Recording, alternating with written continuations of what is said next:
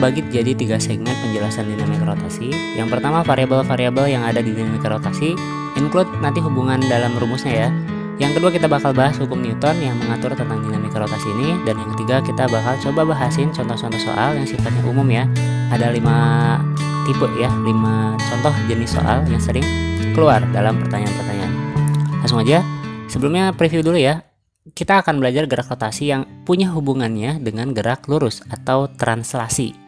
Jadi istilah lurus itu nanti akan kita banyak sebut sebagai translasi. Hubungannya seperti ini ya. Kalau di gerak translasi itu namanya perpindahan panjang S. Kalau di gerak rotasi perpindahan sudut theta ya. Hubungannya ada di sebelah sini. Begitu pula dengan kecepatan, percepatan, relasinya seperti ini, ada keidentikan dan hubungan antara keduanya ada di kolom sebelah sini.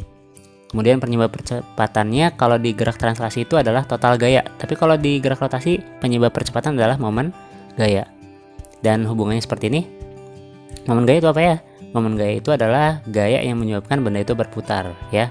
Nanti akan dijelaskan lebih lanjut. Dan di sini ada juga massa yang ada di gerak translasi itu identik dengan momen inersia pada gerak rotasi. Momen inersia sendiri adalah kelembaman ya, atau ukuran yang membuat suatu benda itu tetap mempertahankan kedudukannya, baik kedudukan ketika diam atau ketika bergerak dengan kecepatan tetap. Oke, assalamualaikum warahmatullahi wabarakatuh. Sekarang kita bakal bahasin materi fisika kelas 11 semester 1 dan di awal banget kita ketemuan di awal pembelajaran ya, yaitu dinamika rotasi ya. Beberapa versi ada yang menamakan dinamika rotasi dan kesetimbangan benda tegar. Cuma saya lebih memilih memakai diksi dinamika rotasi ya, walaupun nanti kita bahas di dalamnya kesetimbangan benda tegar. Dan biasanya juga di sini kita ngomongin ya dalam dinamika rotasi itu benda tegar. Tapi benda tegar itu apa sih? Benda tegar itu ya intinya benda yang rigid, enggak yang lembek kayak squishy atau kayak punten, kayak sesuatu yang kalau dipencet itu bakal berubah bentuk kayak plastisin kayak gitu. Itu bukan benda tegar yang kita omongin. Dan ciri-cirinya benda tegar itu biasanya dikasih spesifikasinya. Contoh, bola pejal, silinder berongga, atau batang. Seperti itu. Jadi ada keterangan benda itu apa bentuknya seperti itu ya. Dan nanti teman-teman juga bakal menjumpai kata pejal.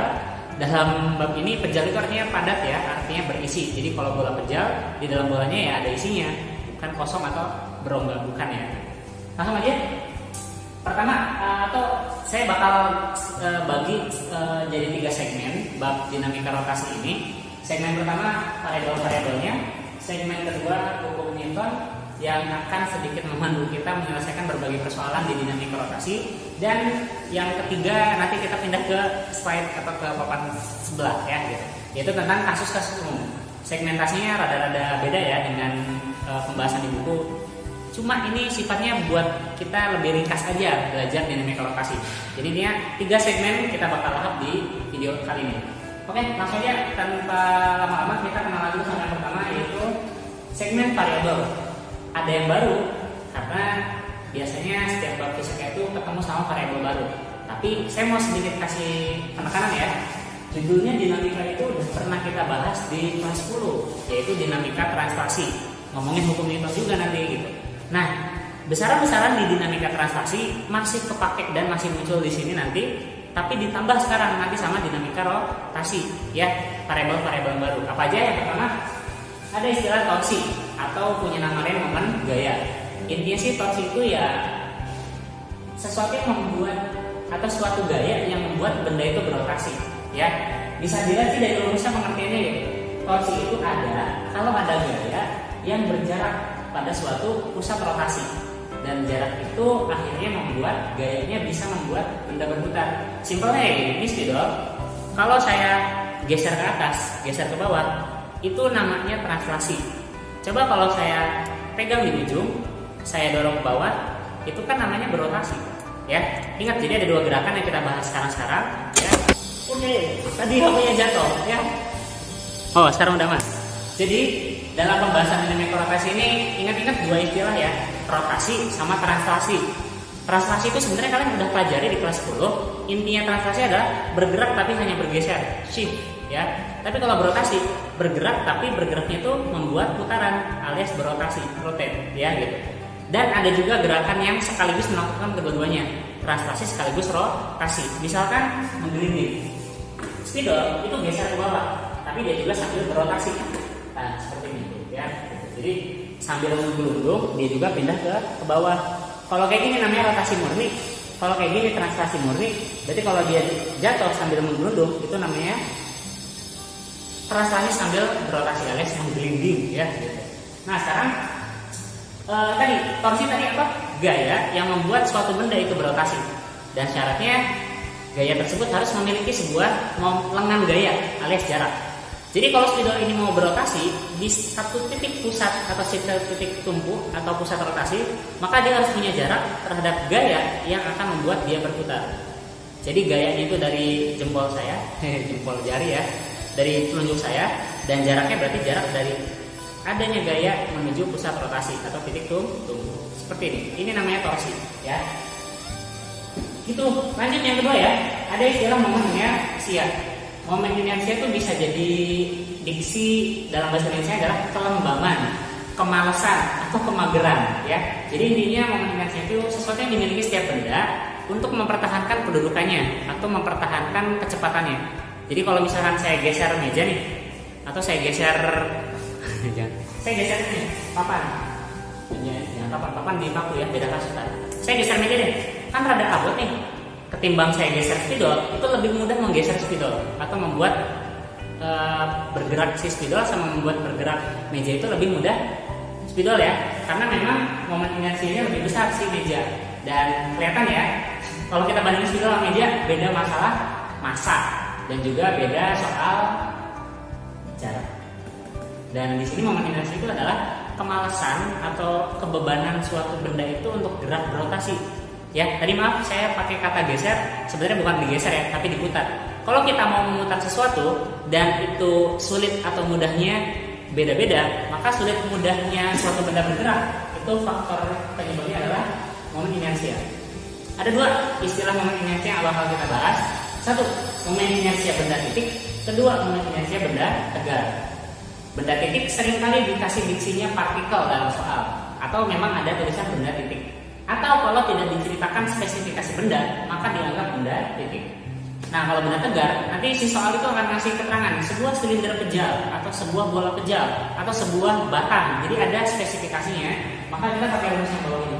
Ya, ini momen inersia ini M itu massa, ya masa lupa gitu. R itu adalah radius atau lengan gaya atau jarak lah ya, jarak dari pusat rotasi menuju lokasi gaya. Ya. Jadi ini bedanya cuma di K. K itu apa sih? K itu konstanta benda tegar lah istilahnya mah gitu. Dan setiap benda tegar, spek benda yang beda-beda akan memiliki konstanta yang beda-beda. Dan dari sekian banyak, kita cukup ngapalin 4 dulu aja, karena yang sering banget nongol di soal itu yang 4 ini. Yang pertama silinder kejal, K-nya setengah, dan seperti inilah. Besok-besok kalau dalam membahas soal, kita sering pakai akronim ya, silinder kejal itu SP, silinder berongga itu SR. Kalau BP itu berarti bola kejal, bola yang padat ada isinya. Kalau BR itu berarti bola berongga, bola yang kopong, dalamnya nggak ada isinya ya, seperti itu. Nanti nilai-nilai ini akan ada di rumus ya, sesuai dengan nanti di soal membahas benda apa. Next, kita ketemu lagi nanti sama momentum, tapi sekarang versinya momentum sudut.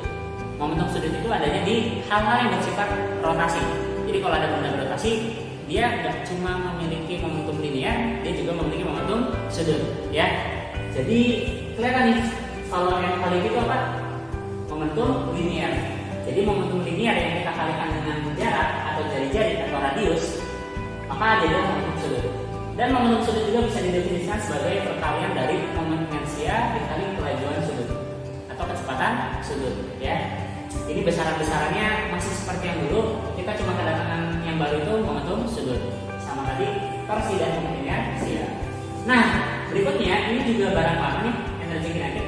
Hanya saja ketika kita membahas dinamika rotasi, nggak cuma ada satu rumus yang dulu kita udah pernah tahu, tapi ada satu lagi, yaitu setengah I omega kuadrat. Bedanya apa? Bedanya kalau yang ini yang dulu pernah kita tahu itu untuk gerak rotasi. Nah, sekarang yang baru untuk bergerak rotasi, ya.